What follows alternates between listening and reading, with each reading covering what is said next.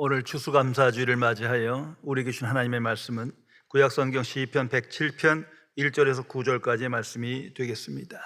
제가 가진 성경은 구약성경 882면에 기록되어 있습니다. 882면에 기록된 시편 107편 1절에서 9절까지의 말씀입니다. 이 기록된 계시의 말씀을 봉독하는 중에 살아계신 하나님의 음성을 모두 다 함께 들으실 수 있기를 바랍니다.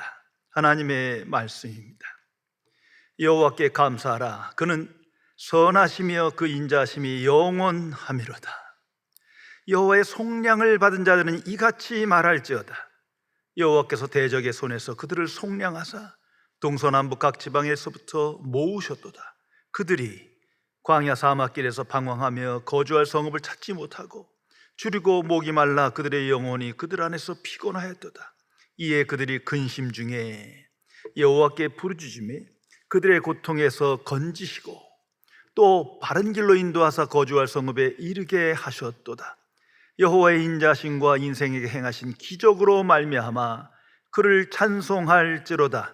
그가 사모하는 영혼에게 만족을 주시며 줄인 영혼에게 좋은 것으로 채워 주심이로다. 아멘.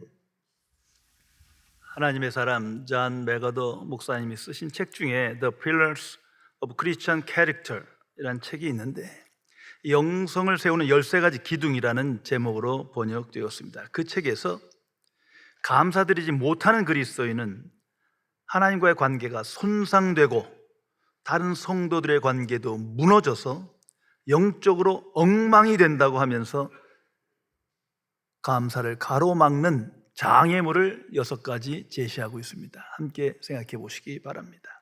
첫째, 우리가 실제로 구원받지 못했다는 것이 감사의 방해물이다. 거듭나지 못했기 때문에 감사하지 못하는 것이다 말하는 것입니다.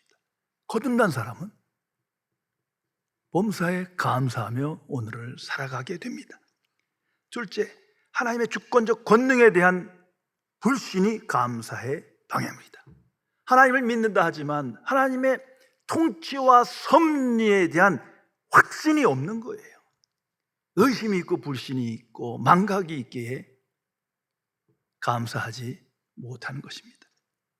세 번째가 이기심과 세속에 젖은 마음이 감사의 장애물이다. 이기심은 하나님께서 공급하신 것에 대해 결코 만족하지 못하게 된다.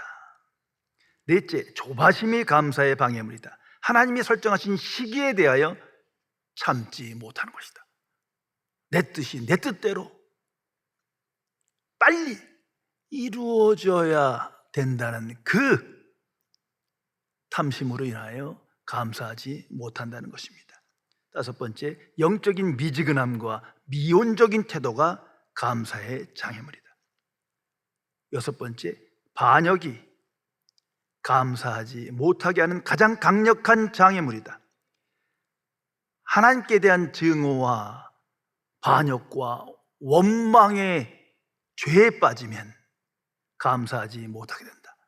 불순종의 사람은 결코 감사하지 못합니다. 성도 여러분, 인간은 왜 창조주 하나님에 대하여 감사를 잃어버린 상태에서 오늘을 살아가는 것입니까? 심지어 교인들조차 왜 감사의 사람으로 살아가지 못하는 것입니까? 이 질문에 답이 성경에 이렇게 기록됩니다. 하나님을 아는 지식이 없으므로. 하나님과 바른 관계를 맺지 못했기 때문이에요. 나는 하나님을 알고 하나님을 찬송한다 하지만 하나님의 성품을 바로 알지 못했어요. 하나님의 역사에 대한 확신이 없었어요. 그래서 불안해하며 근심 걱정 속에 살아가게 됩니다. 또 하나는 하나님의 말씀에 대한 무지입니다. 말씀을 좀 알고 성경도 읽지만 정말 하나님의 뜻을 분별하지 못했고 그 말씀 그대로 믿으며 살아가지 못한 거예요. 진리를 사랑하지 않았고 사모하지 않았고 진리 안에 거하지 못했기에 불안해하며 두려움 속에 살아가는 것입니다. 성경은 명백하게 선포합니다. 하나님과 바른 관계를 맺는 사람은 항상 감사하며 살아가는 사람이에요. 성경에 기록된 모든 하나님의 사람들을 생각해 보세요. 아브라함이 그랬고, 요셉이 그랬고, 모세가 그렇습니다. 다윗이 그랬고, 다니엘이 그랬습니다. 그 이유가 뭡니까? 하나님을 알았기 때문이에요. 고통 중에 있고, 시련 중에 있고, 억울함 중에 있고, 생명의 위기 속에 있었지만 살아계신 하나님을 믿었어요. 확신했어요. 그래서 항상 감사하며 승리의 삶을 살았던 겁니다. 초대교인들 또한 그렇습니다. 참혹한 박해 속에 고통 중에 있었지만 그들의 삶의 표지는 항상 감사했어요. 하나님에 대한 확신이 있었기 때문에, 하나님의 은혜와 사랑에 대한 확신을 갖고 체험적 신앙 속에 감사와 찬양을 했다. 성경은 기록하고 있습니다. 그러나 하나님과 바른 관계를 맺지 못한 사람들은 항상 원망과 불평 중에 살아갑니다. 택함 받은 이스라엘 백성들조차 선민이라 하면서도 항상 원망, 불평, 두려움 속에 살아가다가 망한 거예요. 특별히 구약 성경에 보면 이스라엘 왕들 대다수가 원망, 불평 중에 교만함에 빠져 감사를 잃은 채 살다가 심판받아 망합니다. 출애굽의 역사가 그 대표적입니다. 하나님의 강권적 능력과 은혜 속에 출애굽해서 자유인이 됐지만 홍해 앞에서 온 백성이 하나님을 원망합니다. 눈앞의 사건에 빠져서 하나님을 원망하며 불평하기 시작합니다. 더 나아가 광야에서 온 백성들이 합하여 하나님을 원망합니다. 결국 그들 모두가 약속의 땅에 들어가지 못했어요. 항상 기억해야 합니다. 그 이유가 무엇입니까? 하나님을 아는 지식이 없어서, 하나님의 성품을, 하나님의 역사를 왜곡되게 받아들여서 그 지경에 이르렀음을 우리에게 알려주고 있습니다. 성도 여러분, 진정한 감사는 영적 깨달음으로부터 오는 겁니다. 하나님을 아는 지식을 깨달음으로 시작되는 것입니다. 하나님의 은혜와 진리를 깨달음으로 감사하고, 하나님의 사랑과 성품과 지혜와 은총을 깨달음으로 감사의 사람이 되는 것입니다. 예수님께서 전파하신 하나님의 복음이 바로 그것입니다. 그 복음을 묵상하고 복음에 순종할 때 우리는 항상 새로운 깨달음을 얻습니다. 하나님을 아는 지식에 충만함이 이릅니다. 하나님의 성품을 알고 능력을 알고 은혜를 알고 사랑을 알고 역사를 깨닫게 됩니다. 감사할 수밖에 없는 거예요. 감사의 사람으로 완전히 변화되게 됩니다. 성도 여러분, 하나님 앞에서 가장 훌륭한 그리스도인은 누구라고 생각하십니까? 성공한 사람? 유명한 정치인? 유명한 목회자? 선교를 많이 한 사람? 하나님 일 많이 한 사람? 성경에 그런 말이 어디 있습니까? 아니에요. 온전히 감사하는 사람. 이거 잊지 마세요. 항상 감사하는 사람, 범사에 감사하는 사람, 하나님 앞에 가장 훌륭한 자녀예요. 하나님께서 그에게 형통한 삶을 허락하십니다. 항상 감사하는 사람은 하나님의 뜻을 내 뜻으로 삼는 거예요. 내 뜻이 변화돼요. 하나님의 뜻이 내 소원이 된 거예요. 그러니까 항상 감사하죠. 더 나아가 모든 상황에서 그 속에서 하나님의 은혜와 사랑, 그리고 구원의 역사와 섭리를 발견하고 기뻐하게 됩니다. 하나님의 사람 사도 바울을 기억해 보세요. 그는 하나님의 일을 하고 복음을 전파하다가 그 이후로 감옥에 갇혀서 매를 맞고 고통을 받으며 죽음의 위기에 처했을 때도 그는 찬송했어요. 감사했어요. 기뻐했어요. 그 빌립보서 4장 4절에 주 안에서 말하노니 항상 기뻐하라. 지금 감옥에서 언제 죽을지도 모르는데 내가 다시 말하노니 항상 기뻐하라. 그가 정말 감사하며 기뻐하고 있었던 거예요. 그 비결이 뭡니까? 딱 하나, 하나님을 아는 지식에 있어서예요. 하나님과 바른 관계를 맺었기 때문에 그 영적 깨달음으로 어떤 상황에서도 만족하며 감사하며 하나님의 은혜를 누렸다는 것을 기억해야 할 것입니다. 어느 가정에서 하루는 아들이 집에 들어오면서 상기된 목소리로 아버지께 말합니다. 아빠, 오늘 엄청나게 감사한 일이 있어요. 어떻게 이럴 수가 있을까요? 하나님께 너무 감사해요. 그러니까 아버지가 그게 무슨 일이 있었냐? 무섭습니다. 아들은 대답합니다. 교회 갔다 오다가 계단을 걷다가 실족해서 5바퀴 굴러졌는데 상처 하나 없어요. 이거 기적이에요. 너무 감사해요.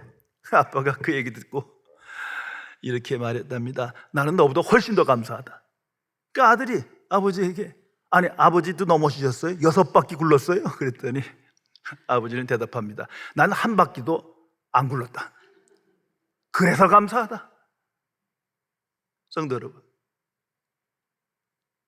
난 정말 삼위일체 하나님께 진심으로 감사하며 감사의 사람으로 오늘을 살아가십니까? 깊이 생각해야 할 것입니다. 시편 107편, 대표적인 감사와 찬양의 시편입니다. 집에 가셔서 묵상하시며 읽어보시기 바랍니다. 이 속에 하나님의 구원의 섭리를 깨달은 자가 전심으로 하나님께 감사하며 찬양하는 것이 기록되어 있습니다. 그리고 그 중에 왜 감사해야 하는지, 감사의 이유를 명확하게 나타내고 있습니다. 1절의 말씀에 귀를 기울이시기 바랍니다. 여호와께 감사하라. 그는 선하시며 인자심이 영원하미로다. 이것이 본 시편의 주제이며 시편 전체의 주제입니다. 나가서 성경 전체의 주제임을 알아야 합니다. 하나님께 감사하라. 왜냐하면 그는 선하시고 인자하심이 영원하기 때문이다. 감사의 이유를 명백하게 기록하고 있습니다. 하나님은 누구신가? 그는 선하시고 인자, 즉 사랑의 하나님이시다. 그 선하심과 사랑이 내게 임하였고 나는 그 하나님을 찬송한다. 성도 여러분, 왜 그리스도인이 범사에 감사해야 합니까? 그 이유가 이겁니다. 하나님은 항상 선하시고 인자하시기 때문이에요. 그걸 알았기 때문이에요. 왜 인류가 하나님께 찬송하며 감사해하며 살아가야 합니까? 바로 이 이유 때문이에요.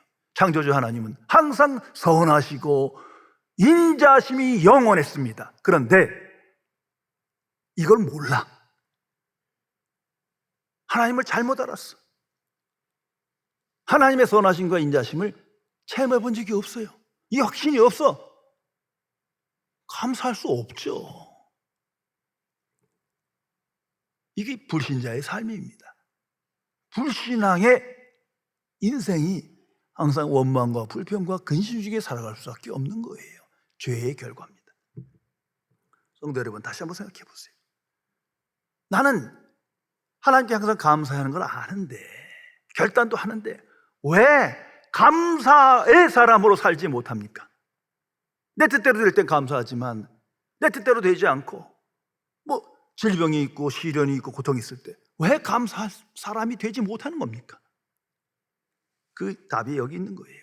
하나님을 아는 지식이 없는 거예요. 하나님의 선하심과 인자하심을 의심하고 있기 때문이에요. 언제나 믿음이 깨어진 거예요.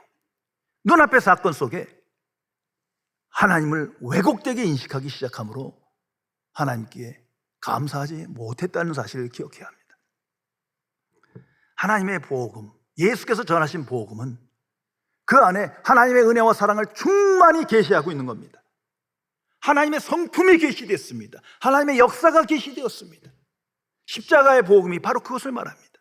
그 속에 하나님의 은혜와 진리가, 하나님의 진노와 사랑이 충만히 계시되었어요.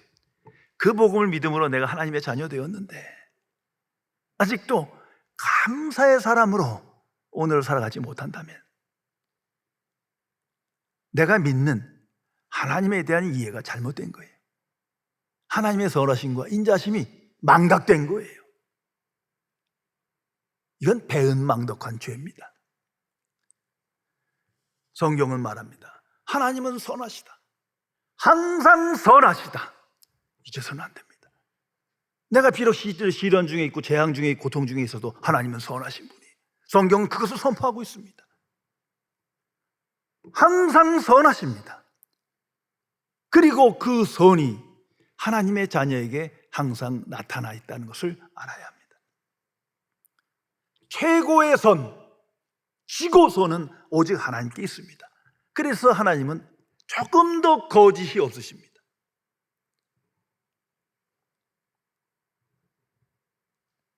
우린 간혹 착한 거짓말이라 하지만 꿈 깨세요. 그런 거 없어요. 하나님 앞엔 그런 거 없어요. 하나님은 조금도 악하지 않으십니다. 악은 하나님과 원수요. 그리고 하나님은 선하심에 변함이 없어요. 대상에 의하여 흔들리는 분이 아니란 말입니다. 그래서 성경은 하나님을 이렇게 계시합니다. 신실하신 하나님, 그 선하심이 끝까지 이루어져요. 그리고 약속한 것을 반드시 지키세요. 얼마나 감사합니까? 근데 그 선하신 하나님을 알지 못하면 내가 고통 중에 시련 중에 있을 때 하나님은 뭐 하시나? 하나님은 어디 계시나? 왜 나를 이대로 내버려 두나? 원망 불평에 사로잡혀요. 지금 하나님을 모욕하는 거예요. 하나님은 항상 선하십니다. 성령은 이걸 깨우쳐 주십니다. 이거 잊지 마세요. 항상 하나님은 하나님의 자녀에게 선하십니다. 그래서 성경은 합력하여 선을 이루시는 하나님을 선포하고 있습니다. 아무나에게 그런 게 아니에요. 하나님의 자녀에게만. 거듭난 그리스도인에게는 항상 합력하여 선을 이루십니다. 얼마나 감사합니까? 내가 그럴 만한 존재가 아닌데, 그 은혜를 감당할 만한 사람이 아니에요. 자격이 없어요. 나는 항상 죄인이에요. 죄의 속성을 갖고 있어요. 그런데 오직 믿음으로 하나님께 감사하고 하나님의 일에 힘쓸 때 합력하여 선을 이루십니다. 이걸 한 번도 경험하지 못하고 그리스도인 된 사람은 없는 거예요. 거듭난 그리스도인은 이 체험이 있습니다. 이 신앙 고백 속에 오늘 살아갑니다. 대표적인 사람이 요셉이에요. 그래서 제 이름이 요셉 아닙니까? 아니, 형제가 죽이려고 노예로 팔아버려요. 차라리 죽이는 게 낫지. 그러한 고통 속에 내버려뒀어요. 그런데 악을 선으로 바꾸신 하나님께서 합력하여 선을 이시어 그 요셉을 쓰십니다. 요셉이 형제에게 말합니다. 당신들이 악하였지만 그 악을 선으로 바꾸신 하나님을 찬양하라 할 말을 읽습니다. 이것이 하나님의 역사예요. 항상 하나님은 선하셨어요. 요셉이 고통 중에 있었어, 핍박 중에 있었던, 감옥에 있었던, 하나님은 선하신 거예요. 그것이 믿음입니다. 구원에 이르는 믿음은 선하신 하나님을 믿고 오늘을 살아갑니다. 이 사실을 깨달을 때 너무나 감사한 거예요. 하나님의 선이 나 같은 죄인에게 나타나 합력하여 선을 이룬다. 얼마나 기쁜 일입니까? 그런데 선하신 하나님을 몰라. 살아계신 하나님의 선을 제대로 알질 못해. 그러면 감사할 수 없지요. 그렇지 않습니까? 또한 하나님은 사랑이십니다. 이 성경의 대주제의 선포입니다. 하나님은 항상 사랑의 하나님이십니다. 하나님은 사랑이시다. 성도 여러분, 나는 일상에서 하나님의 사랑을 얼마나 체험하며 기뻐하며 감사하며 살아가십니까? 하나님의 사랑은 이랬다 저랬다 하는 게 아니잖아요. 하나님은 사랑이시다. 그 복음을 믿음으로 우리가 하나님의 자녀된 겁니다. 한번 생각해 보세요. 하나님의 구원의 역사가 인류를 향해 나타났습니다. 내게 임하였습니다. 하나님은 왜 이렇게 하시는 겁니까? 창조주이시여 전지전능하신 하나님께서 왜 하나님을 대적하고 원수된 자로 죄 중에 살며 하나님을 모욕하고 원망하고 불평 중에서 불신앙 가운데 처해 있는데 왜 그렇게까지 그 사람을 나 같은 비천한 자를 찾아오셔서 강권하시어 하나님의 사랑을 알게 하시고 그 사랑을 믿게 하시어 하나님의 자녀 되게 하시는 겁니까? 이게 도대체 논리적으로 말이 되는 겁니까? 한 번이라도 이런 걸 해보셨습니까? 있을 수 없는 거예요. 초자연적인 거예요. 초이성적인 거예요. 하나님은 사랑이시다. 이 신적 사랑이 나타났고 내게 임하였어요. 그걸 아는 자가 그리스도인인데 어찌 감사하지 않을 수 있겠습니까? 십자가, 그 안에 사랑의 극치가 나타났습니다. 독생자 예수 그리스도가 피 흘려 죽으십니다. 나를 위하여, 인류의 죄를 위하여 피 흘려 죽으십니다. 이 십자가의 복음을 믿어 하나님의 자녀 되었는데 하나님의 사랑을 체험하지 못했다? 이해하지 못하겠다? 불신앙입니다. 나 같은 죄인임을 아시고도 끝까지 죄의 본성으로 살아가는 미약한 죄인임을 아시고도 하나님은 우리를 사랑하십니다. 얼마나 감사합니까? 그러므로 내가 감사의 사람이 되지 못하고 감사를 잃은 건 하나님의 사랑이 망각된 거예요. 하나님을 아는 지식이 없기 때문이에요. 이것을 회개해야 합니다. 찰스 스펄전 목사님, 그분이 오래전 시골에 있는 한 농가에 방문했었습니다. 그 농가에 보니까 큰 풍향계가 있는데 그 꼭대기에 바람의 방향을 알리는, 바람에 따라 흔들리는 그 화살촉이 있었어요. 이게 바람에 따라 막 돌아다니는 거예요. 근데 그 밑에 가서 보니까 화살촉 밑에 하나님은 사랑이시다 라는 표가 붙어 있어요. 아니, 목사님은 의아해요. 아니, 하나님의 사랑이 이렇게 흔들리는 건가? 그래서 물어봤어요, 주인에게. 설마 하나님의 사랑이 바람 부는 대로 이렇게 변화된다는 거, 그런 거 아니죠? 했더니 집주인이 웃으면서 대답합니다. 물론입니다. 정반대입니다. 바람이 어떠한 방향으로 불든지 간에 하나님의 사랑은 여전히 변함없다는 뜻으로 거기에 말씀을 적어 놓은 것입니다. 위대한 하나님의 복음은 이것입니다. 그럼에도 불구하고, 인류의 상태에도 불구하고, 나의 상태에도 불구하고 하나님은 사랑이시다. 하나님은 사랑하신다. 이것이 우리에게 주어진 하나님의 말씀입니다.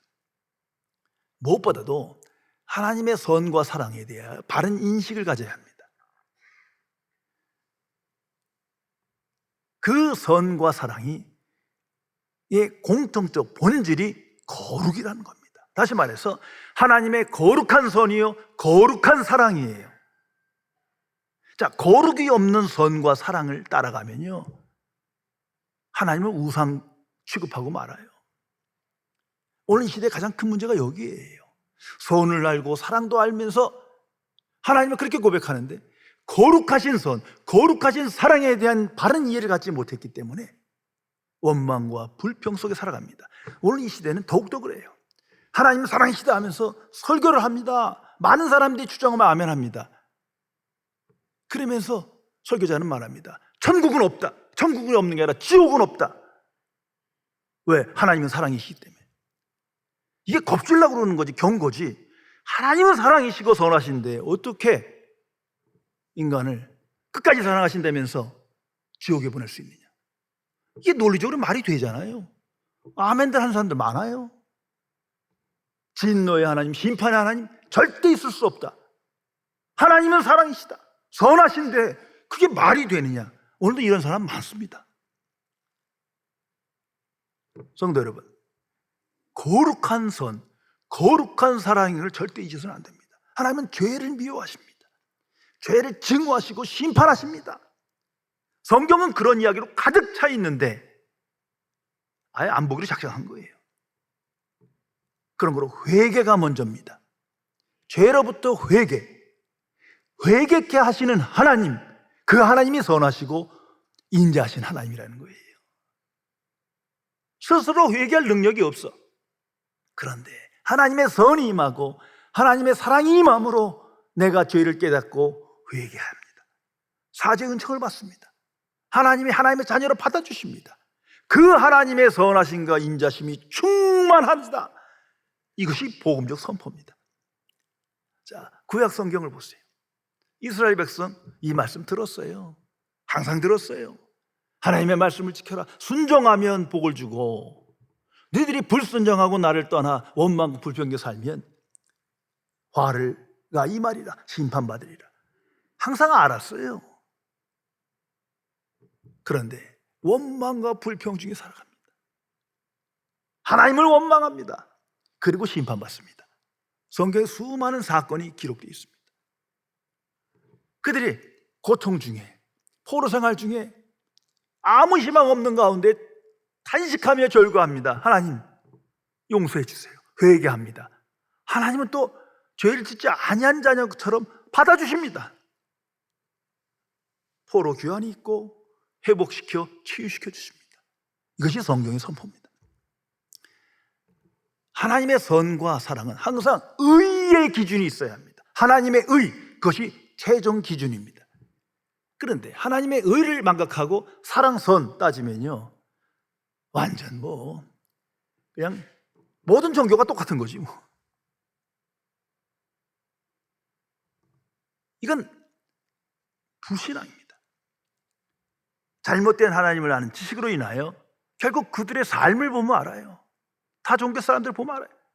잘못된 믿는 사람 가진 크리스찬들 보면 알아요. 항상 원망 불평 중에 살아가는 거예요. 이 하나님의 심판입니다. 그래서 2절에 이렇게 선언합니다. 여호와의 속량을 받은 자들은 이같이 말할지어다. 속량을 받은 자들은 구원받은 자를 말하는 거예요. 미천한 죄이지만 하나님께서 그 죄를 사하시고 회개한 자를 받아주셨어요. 하나님의 선하심과 인자심을 체험한 자들, 그들은 말할지어다. 하나님께 감사하라. 하나님을 찬양하라. 이것이 마땅하지 않느냐. 이것이 107편의 시편입니다. 그리고 이 속에는 당시의 다양한 상황을 4가지 비유로 설명하고 있습니다. 그건 온 인류의 오늘날 상황과도 마찬가지. 각기 다른 처한 상황에서 우리는 부르심을 받아 구원받았거든요. 그런데 공통점이 있어요. 상황이 다른 것 같지만 그 본질은 같아요. 그것이 6절 말씀에 기록됩니다. 그래서 이것이 4가지 상황에 따라 13절, 19절, 28절에 반복됩니다.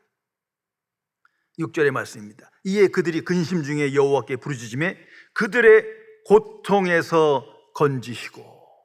이 간단한 말씀이지만 이것이 하나님과 인간의 관계예요. 구원의 역사 전체를 말합니다. 인간이 하나님을 떠나 죄 중에 있고 불순종 가운데 고통 중에, 근심 중에, 환난 중에 처한 거예요. 자기에겐 아무 소망이 없어요. 죄의 결과요, 죄의 권세 중에 이러한 상황에 놓이게 됩니다. 하나님과 바른 관계를 갖지 못했어요. 그런데 이제 하나님의 은총을 받아 회개가 시작됩니다. 죄를 알고 하나님의 긍휼을 구하며 오직 하나님의 도우심으로 이 상태에서 벗어나길 원합니다. 하나님께 간절히 기도합니다. 여호와께 부르짖으며. 그랬더니 하나님께서 그 고통에서 건지시사 바른 길로 인도하사 소망의 항구로 도달하게 하시느니라. 모든 걸 잊으시고 회개하는 자에게 은혜를 베푸십니다. 그래서 회복시켜 주십니다. 치유시키십니다.